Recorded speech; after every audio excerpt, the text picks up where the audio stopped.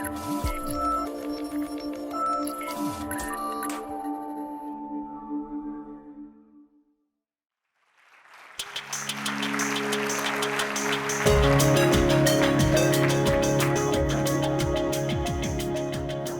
evening, everybody. It's impossible for me to resist the joke.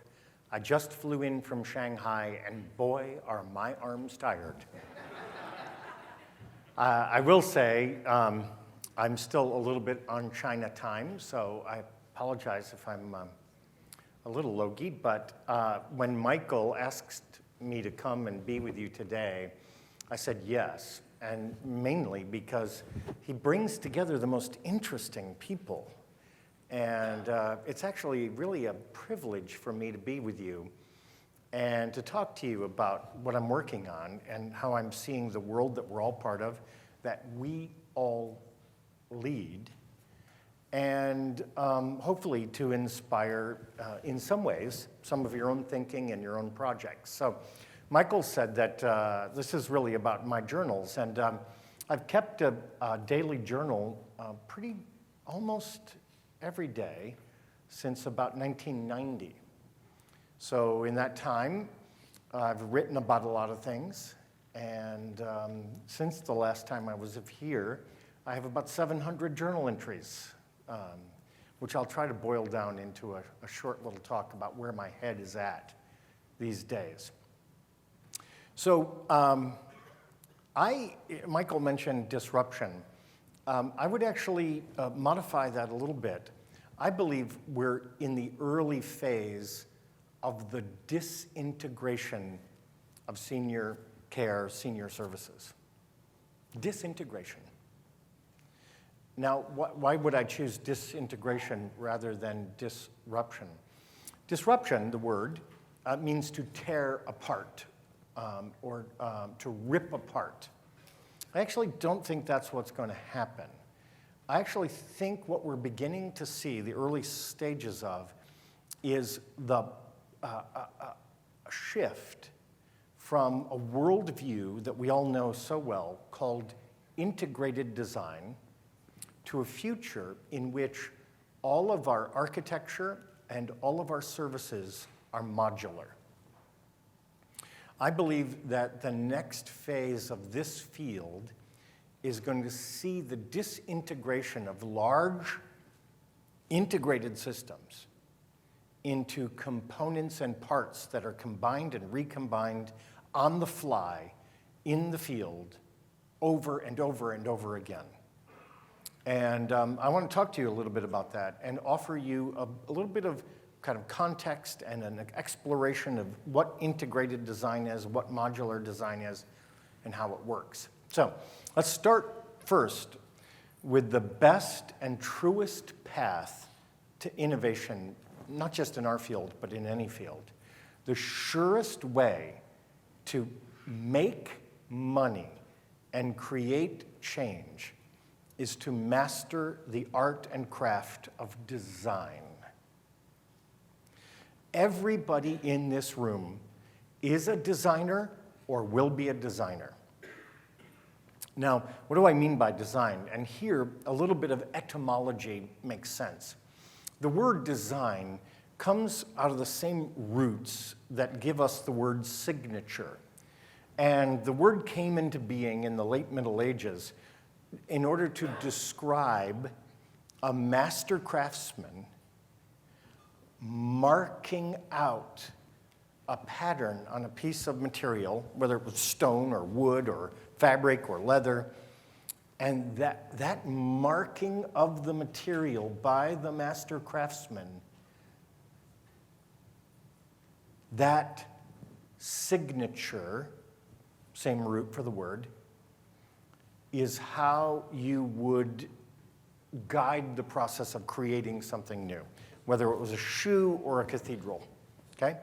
Design means making your mark. Now, it turns out that there are mainly two main ways of thinking about design. I'll talk about the first one that we're the most familiar with, and then I'll talk about the second. The type of design that the people in this room are tremendously familiar with and fluent in is called integrated design. Almost every building and every service you have ever been part of in your entire career was based on integrated design. Now, what is integrated design? Well, first off, I can give you a little clue. If you're having a charrette, that's integrated design. That is the mark of integrated design. Integrated design says, see this beautiful, clean sheet of paper right here? We're going to bring together people who are experts in the field. And we're going to take this beautiful sheet of paper and we're going to make our mark on it. And when we're done, we're going to create something no one's ever created before. It's going to be precious and beautiful. Never happened before. Unique. Integrated design treasures the unique. In particular, you know you're dealing with integrated design when all of the parts of the design they're made expressly to fit together in exactly that way and no other way. Now think about some of the buildings you've known. Think about the way the spaces are constructed. Think about how you've even watched it being built. I know a lot of you have done a lot of projects. The idea that this is an entire piece conceived of and then created to do one thing. This is an assisted living facility. This is a skilled nursing facility. This is an independent living cottage. And you never get confused about what that thing is for. You're never like, well, it could be assisted living or maybe a cheese shop. Could go either way. In fact, your eye is so practiced that as you drive around your community or the areas you're familiar with, and you see a building, senior living building, you know exactly. You can call it instantly. That's integrated design. Now, I'm not actually being critical of integrated design. I think it's beautiful. I'll give you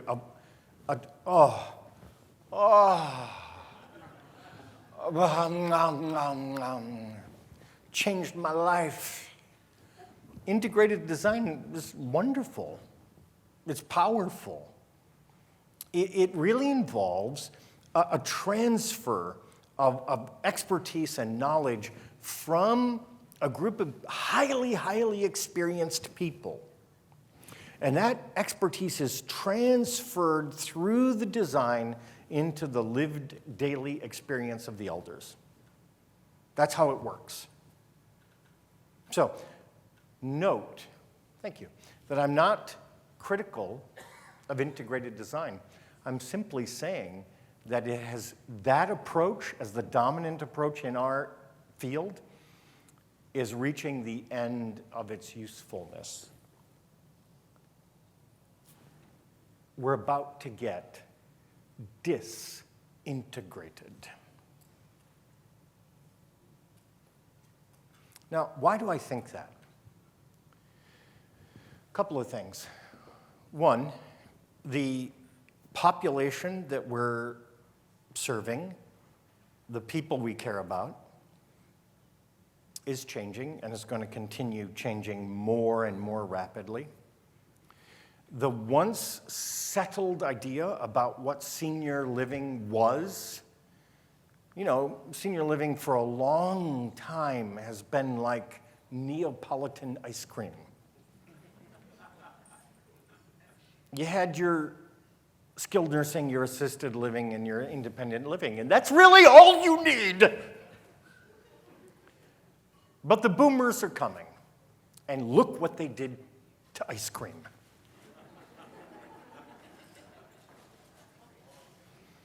If you've got a notion that you're going to be fine with vanilla, chocolate, and strawberry, no worries. I might be a little concerned about that. You're going to have to do a lot better than that.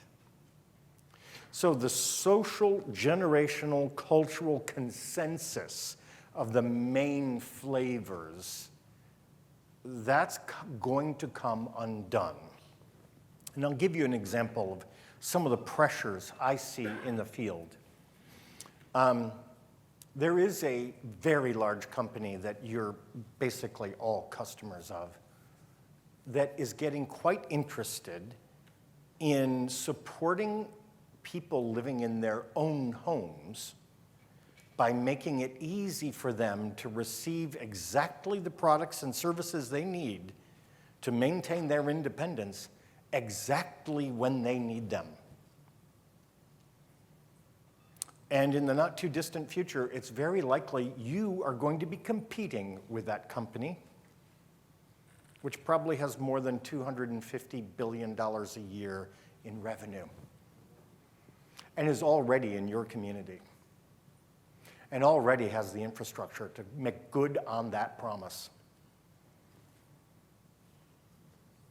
Think about that for a minute.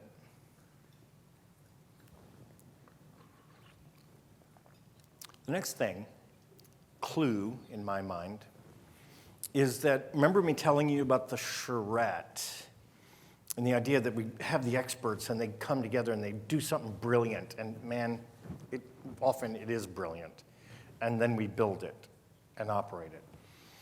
There's more and more evidence that we're going to actually start seeing that flip upside down, and that our job in this field is going to be not to have a charrette, but to listen to the damned customer and ask the customer what the customer wants and figure out how to get it to them.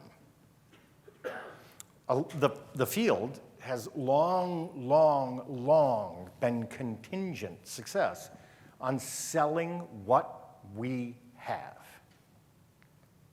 And in the future, it will not be sufficient to sell what you have. You have to sell what the customer wants. And what the customer wants is changing.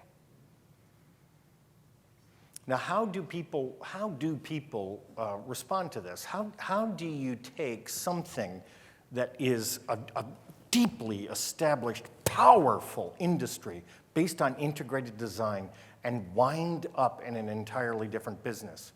Actually, there's a nice illustration of this in two other fields, and I'll mention them both.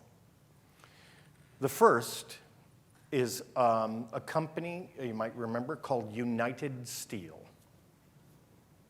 United Steel employed thousands of people, and its smokestacks made the city of Pittsburgh turn on the streetlights during the day. The United Steel made every kind of steel for every customer at a mass scale. Then along came a company called Nucor. A lot of you know Nucor. Who knows Nucor? A few folks do. Nucor pioneered something called the mini mill, where they said, you know what? We're only going to make the kind of steel that our customers want, and we're only going to make it right where they want it. Right now, with the last data I looked at, Nucor controlled 60% of American steel production and is responsible for 60% of the ferrous or iron scrap used in the United States. And in Pittsburgh, who's in the United Steel building now? Who knows who's in that building now? UPMC. And all you really think about when you think about United Steel these days is the Pittsburgh Steelers. I'll give you another example. is a company that made a revolution with integrated design called IBM. The mainframes, all the equipment, the gear they made, basically created the information age. Then a college student in Texas decided to make computers in his dorm room and decided to make computers the way the customer wanted them. So Dell Computing became a major transformative force over the past 2 decades, maybe a little more, 2.5 decades. So if you're thinking, we're safe from this, can't happen. United Steel and IBM beg to differ. And if you think you have advantages that they didn't have, please remember this. Outside of our partisans, our fans, our fellow travelers in arms, there are quite a few people who have a negative opinion of senior services in America today. I think you're aware. If you are at a family picnic, you will often hear stories about people who are very unhappy with what's on offer today. And with this coming change, the customer is going to gain the upper hand. So let me just say this. Integrated design is beautiful when you're designing something for a singular purpose, and you get to define that purpose, a la the charrette. If you think those conditions are going to persist over the next 20 to 30 years, then I'm wrong and you're right. I do not think they will persist. We will be disintegrated. Now, I've been talking a little bit about architecture, but it's not just architecture. Services will be disintegrated. Services, increasingly, the blend of services that support people in the living in the place and manner of their choosing, that blend of services is going to increasingly include digital components, digital elements. And I mean, I remember a time not that long ago that a UPS truck had more technology in that truck than a nursing home had in the entire building.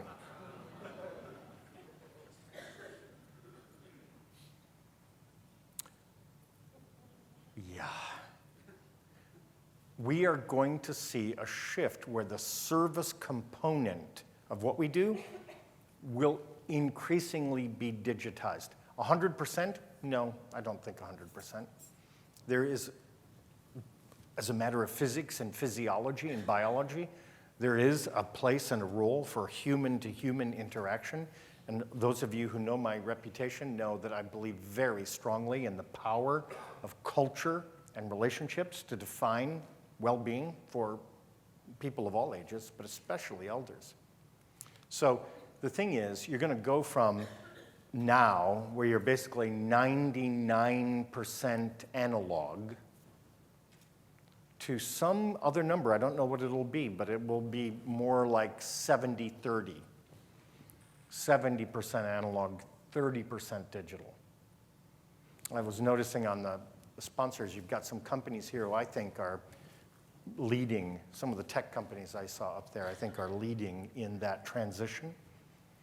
But it won't be, this transition won't be better medical records or better inventory systems. That's not the thing.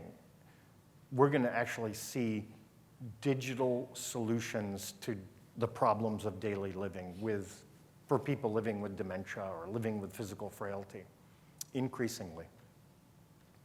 I'll give you one example if you haven't seen it already. I think you're going to be seeing a significant emergence of telepresence robots. Who knows telepresence robots?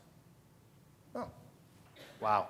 I will say 5 years from now, I doubt there will be anyone in this audience that doesn't own them.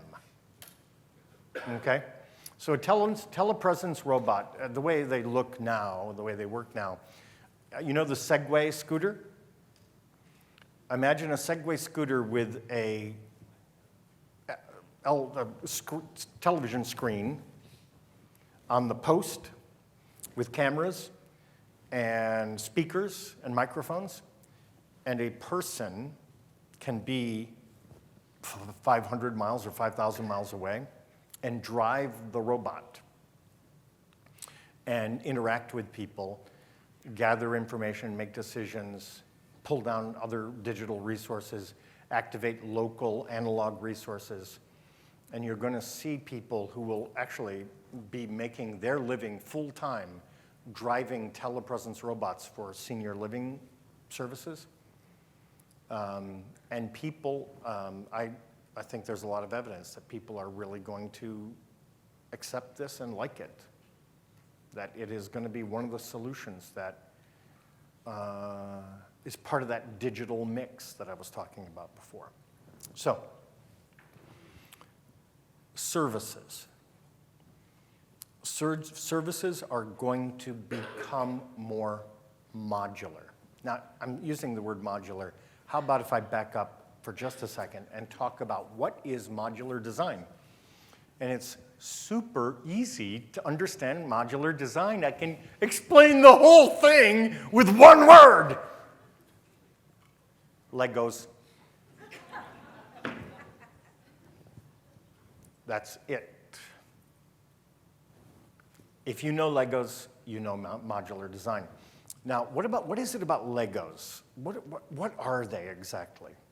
So Legos, little plastic blocks, but they're not just little plastic blocks. They have an interface, a consistent interface, which, by the way, if you had the first Lego block ever produced in your hand, you could plug it into something you're building today. The very first Lego block fits with the Lego blocks you can buy today. So there's a part and an interface. The parts connect through the interface and create a component. And the components combine to create an assembly. Okay? So this is language, again, I'm going to say, you're going to become very familiar with. Your business is going to increasingly become modular, and you're increasingly going to be talking about and using this design philosophy. Now let's look at Legos. What's the deal with Legos and kids? The point is, the kids can make anything they want. Lots of time, if your kids are like mine, they take the thing out, they build the little thing that it's supposed to be in like 15 minutes, and then they start doing whatever they want with it. That's the way it's going to be for us. We are increasingly going to have parts with interfaces that become components. And we're going to be assembling them in many, many different ways for different people in different places at different times. I really believe that this era of highly concentrating older people and frail older people in one place, I mean, it's going to run its course, but it's not the future. The future is meeting this rising generation of elders where they want to be. And having in the Legos in your backpack so you can sit down with an elder and their family and pour out the Legos and go, what do we want to make? And you're going to put together a solution for that elder and that family. And that solution's going to work for a while. Then you're going to take it apart and you're going to make a different solution. And you're going to do this over and over and over again. Notice, no charrette. We may be heading into a charrette-free future. Instead, the genius of design goes into making the parts and the interfaces That's where the creativity is. That's where the magic is. And I will tell you, in my opinion, the next billionaire to come out of our field will be the person or company that gets to define the interface. If you can define the interface, woo-hoo-hoo, baby! That's what you want. Now look at what I'm talking about Michael Dell. Michael Dell's success was contingent, I won't go into the tech details, it was contingent on a whole bunch of standards for interfaces. So the older people in the crowd, like me, we remember when you would get a new video card and you would slide your new video card into the expansion slot. Younger people don't remember this. And, but the reason Michael Dell had a business is because the interfaces were defined. So here's where we are right now. We don't have the parts and we don't have the interfaces. And you could say that's a problem, but actually it's going to be somebody's billion-dollar fortune. The person who defines that and it becomes the industry standard and we all start innovating using those interfaces, that person is going to do, or company is going to do very, very well. And once again, you can look at information technology and see what I mean. Now, I want to make a point here for people really who are following me. I held this up, integrated design, right? This is not like a thing that you can like scoop out ice cream with, or you do many things with it except what it's meant to do. But what Apple has done, and where I think the future for us is, this is actually a piece of integrated design, but it functions as a module inside the Apple ecosystem. You following me? This plugs you into their system.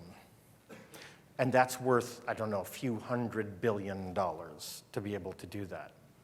So if you're looking for an opportunity in the field, if you would like to maybe own a chain of islands in the Caribbean, I would suggest that this is where you would put your time and energy. Now, here's the difficulty. And again, I want to say how much I appreciate Michael because he lets me say whatever I want. Thanks, Michael. The greatest barriers to making this happen are our dear friends, dear and loyal friends, the architects and the builders. And I want to say to the architects and builders in the room, I do love you. I love you. And you've done great work. Hooray! In fact, one of the models I'm responsible for, the greenhouse, is an integrated design model. And architects have made it great in so many places and in so many ways, so much better than I could ever have done. But your share of the future design work is not going to be the same as it is now. I'm really seeing for architecture in our field, there's going to be a bit of a divide. There's going to be companies that increasingly tend to and rehabilitate existing stock. They're going to refresh that building from 1986.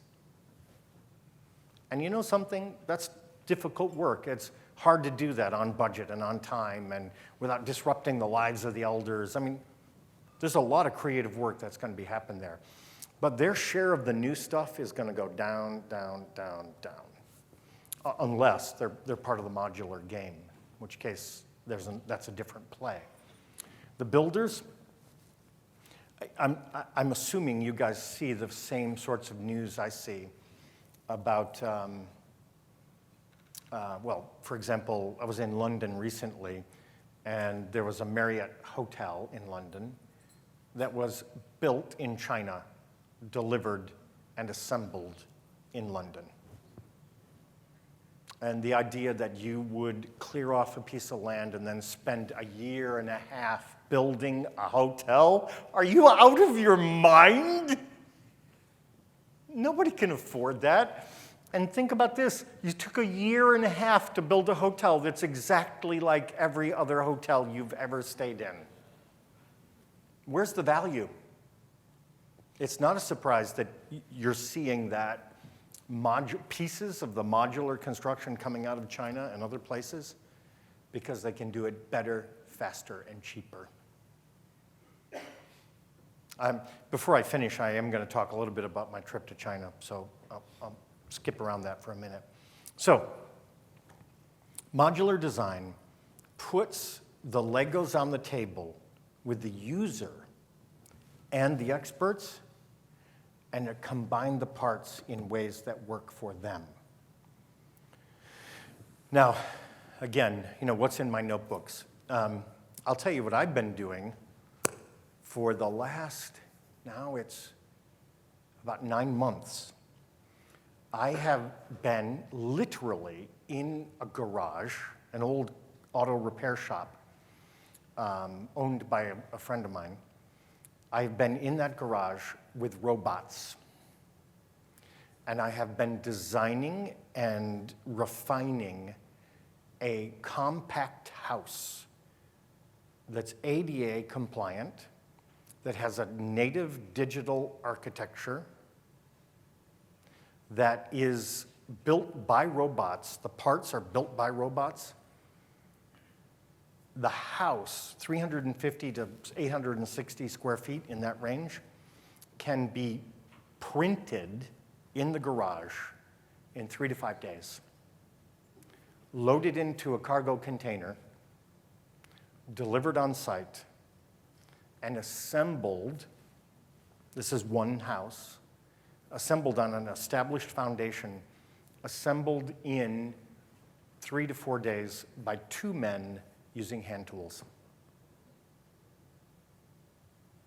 I'm targeting the accessory dwelling unit market. Everybody know accessory dwelling unit? You all do, right? I'm just basically going to throw water on anybody who says granny pod. I'm just saying that.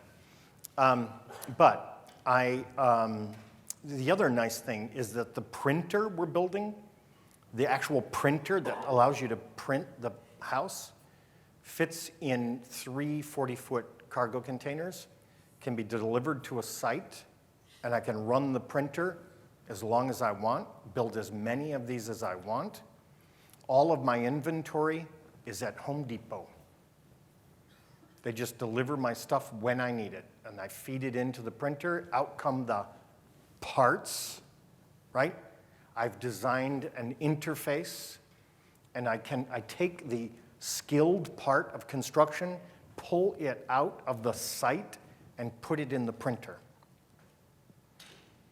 So basically, the last 9 months, I've been building a compact house printer and writing the printer driver, the software that runs it.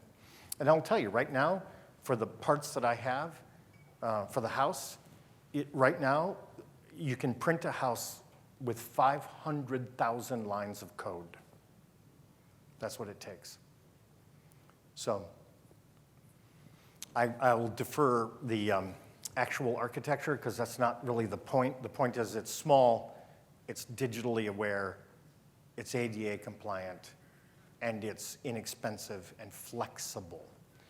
Because it's a modular system, if you want to add on to it, you want to change the floor plan, you do whatever you want. Well, I'll give you one example and I'll move on. You build the shell, and then the interior finish panels are also modular. So you get to pick what interior finish panels you want, and they actually attach to the inside surface with Velcro and 4 screws. If you don't like it, pull it off, put it another one in. You can change the skin of the inside of the house anytime you want. And we do have one rule in our little enterprise: no sheetrock. What is it with the sheetrock? Like days and days of making dust and drying and fans, and then they come and they make more dust, and then you dry it again. No sheetrock. There's so many more materials now that you can use when you have a modular design because you can use the format that the material already comes in. So here's what Michael does, I think, for his folks, which I love. He gives you the chance to hear things before anyone else hears it.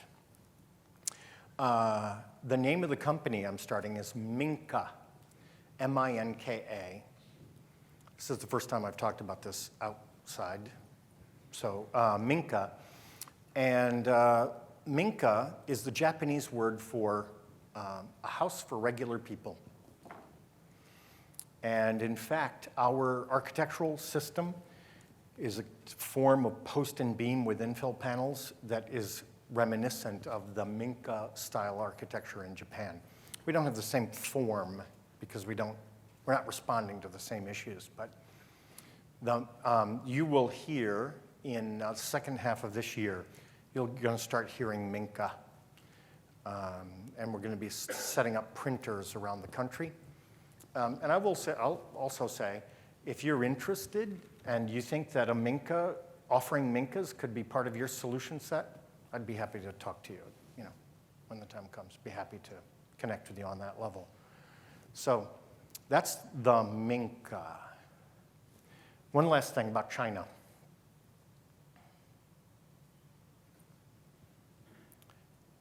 All I can say, a lot of you have been there, so I know that.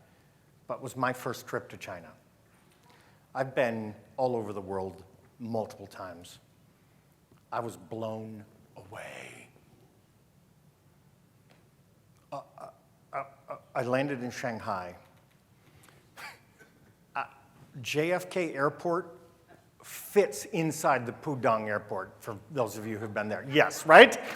Yes, it does. Oh, look how cute. They've got the JFK Airport inside Pudong Airport. It's amazing. This country is doing amazing things. Now, lest you think that it's all about the glitter and the tall towers, I actually asked the folks I was with to take me to the poorest parts of Shanghai. And we walked through the alleyways, if some of you have been there, the alleyways in some of the less advantaged parts of Shanghai. And actually, even though all the neighborhoods I saw are all eventually going to be destroyed and replaced with high-rise buildings, what I saw was something that I think I'm going to draw into my work here. They have an approach accidentally, because of space and money constraints, called the lane community. There's a different name in Chinese, but where the lane is like 8 feet wide, and people are living sort of a hybrid between inside and outside, and there is a tremendous sort of energy and closeness and vitality in those communities that you don't actually feel in other parts of Shanghai. Some parts of Shanghai feel very, very sterile. These sections, even though they are quite poor, actually were very vibrant in terms of the energy and the relationships and the feeling of the place. So I'm actually interested in using Minkas to create pocket neighborhoods that borrow some of that energy of the lane community to really take a much more compact approach to what we're doing. I've been, of course, and you have too, I've seen lots of retirement communities that sort of just basically echo the suburban style. I actually think the baby boom generation is going to be way more open to a more semi-communal way of living with private residence, shared public space, a lot of density, huge walkability. Now, believe me, the residents of the poor parts of Shanghai are not thinking about it in those terms, but as I visited those places, I really could see the potential. Second thing, I visited some established conventional senior housing options in Shanghai and Guangdong, and very often you'll find 8 people sharing a room. They advertise 24-hour care. here's what they do. They bring young people in from the countryside. The young people sleep on the floor next to the bed of the person, the older person. So sometimes you have 16 people sleeping in a room. The elders are limited to all of their possessions fitting in a single drawer. And the people who work there get 12 hours off a week. I don't think that model's going to fly here. Now, I also visited developments in Shanghai, well, actually, and Guangdong, developments where, as a lot of you know, there is a surplus of commercial office space in China. Oh my God, a tremendous surplus of commercial office space. And one of the companies I was working with over there has found a way to work with the owners who have surplus commercial stock, where they come in and build out the shell as a high-rise community, so 20, 24 stories.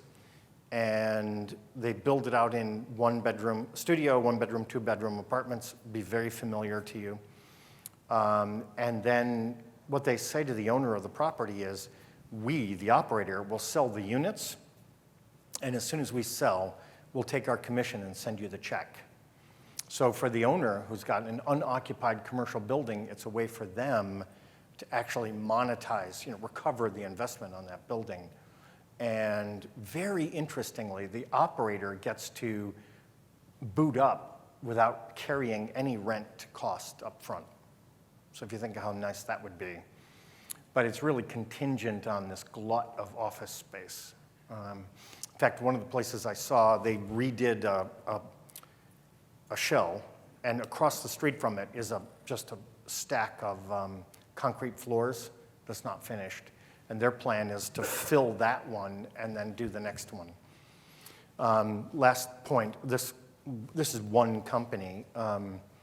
They have a plan for, in Shanghai, 900,000 square feet of senior housing. They're already broken ground on. Think about that for a minute. That's one company in one city. So I want to say about China in general and in terms of senior living. I don't know what's going to happen with China. I don't know, but I know what direction they're moving in. And they are leapfrogging the West in many, many, many ways. A lot of problems, a lot of other issues. I'll tell you one quick story. I'm going to wrap up in just a minute.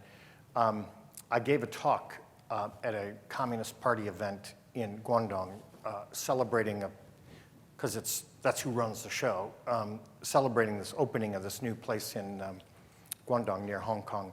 And the press was there.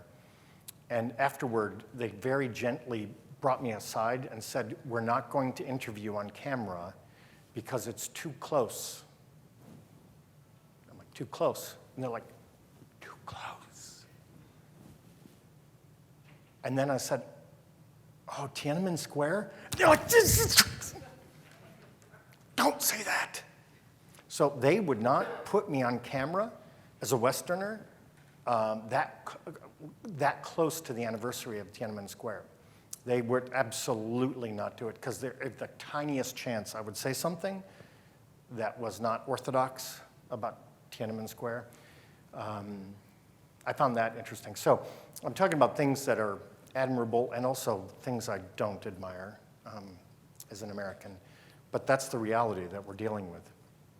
So I have just 2 minutes left. Just going to say to everybody here, guess what? You pulled a card that put you in this career at this time when a half century more of integrated design, integrated architecture, integrated operations. It's been great. And now we're at the cusp of a radical disintegration that is certainly going to disrupt things, yes. A lot of companies are not going to make the turn.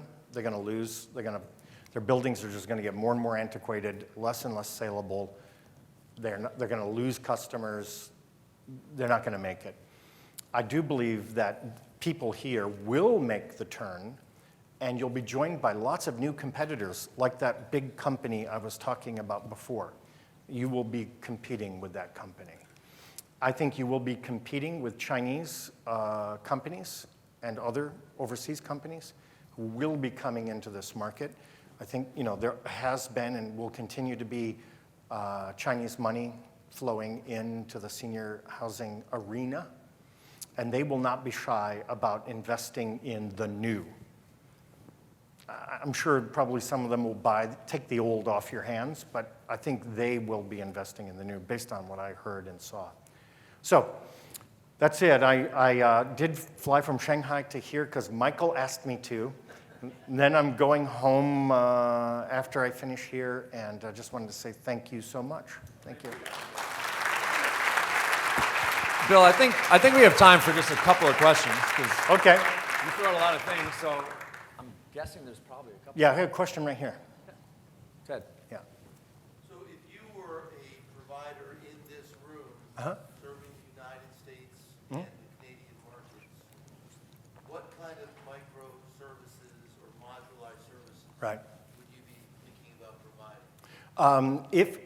Basically, if I was a provider serving this market, I would get a tattoo that said, "Give the customer what the customer wants." Maybe on the right here. And I basically would, instead of me trying to decide what it is the customer wants, I would get out into the community to the 80% of people who are older and will never touch the existing product. And I would sit down with them in their kitchens and at the McDonald's where the guys get together for coffee, and I would really try to understand, what do you want? What do you really want? How can I help you live in the place and manner of your choosing? That, again, a mantra. The future is all about people living in the place and manner of their choosing. And you might be able to take your big retirement community and make it a choice destination, but it will be a choice destination, not a, oh my God, we've got to do something destination. Because people are going to have more and more choices. Hope that helped. There's a question back there. The question, the professional question asker. So the thing I want to challenge you about a little bit, which I know well that you're happy with that. I am. Is this idea that we go to the customers and we ask them what they want. Yeah. No company has been better at figuring out the customers don't know what they want than Apple. And they've been able to figure it out. And so I really question, how do we really go to a customer? Because if I go to a customer as a senior living person, what do you want? I want to stay at home. And yet when they move into senior living, oftentimes, most of the time, they're actually letting them make the move. So how do you reconcile that? A couple of things. No offense, but we're not Apple. Okay? So Apple, this famous Steve Jobs comment, they don't know they want this. I'm telling them they want it. Yeah, that's lightning bolt stuff. Remember, Steve's making a good point here. People leave home where they're often isolated, lonely, undernourished, don't feel safe, and they come to live with you where they got good food, they have lots of social contact, and they're like, yes, better. But that's a false dichotomy. You're saying this is the alternative. What if, instead of being undernourished and isolated, you've got these 6 options for staying right here and being socially connected, staying right here and having great food, staying right here and getting stronger and having better balance and enjoying your life more? That's the threat. So yeah, I as a geriatrician, I'm very familiar with that. Woo! Why did I wait so long? I know that. But that's not going to be the map of the future. That's not going to be the dichotomy of the future for what we do. Yeah, question here? You want a final question here? Yep. Yeah, I totally get what you're saying, and as an operator, I'm fully on board, but I'm just wondering how we bring regulatory agencies along, agencies along with that level of flexibility, because I certainly don't see that right now. Right. Actually, I actually think that there are two forces that will push us this way, and a lot of forces pushing back. Agree with that. The two forces pushing this way are the private pay market of people serving people in their home and supporting their independence is at this time very lightly regulated. If you had a way to take 1,000 seniors in your community who are living at home and keep them at home an extra 5 years, basically nobody's telling you anything about that, okay? Number two, although there is some uncertainty in the policy environment right now, there has been a push toward more population-based compensation on the healthcare side with at-risk contracts and a greater focus on outcomes than on inputs. So I mentioned UPMC earlier. I know that they are really working hard to get away from fee-for-service and to get more bundled ACO-style, outcome-oriented financing. I think if you take the two of those forces, they're pushing this way. And you have a large regulatory apparatus pushing back. There's no question about that. It's true. One final question. Minka, is that what it is? Minka, M-I-N-K-A. There's no website or anything yet? No. Okay. This is what he does to Hey. me. Well, I want to thank you for unveiling Minka and sharing your Yeah. thoughts and everything you're doing. Thank you, Again, Michael. awesome. All Thank right. you so much, Bill. Thank you. Have a great dinner. Thank you, Bill. Okay.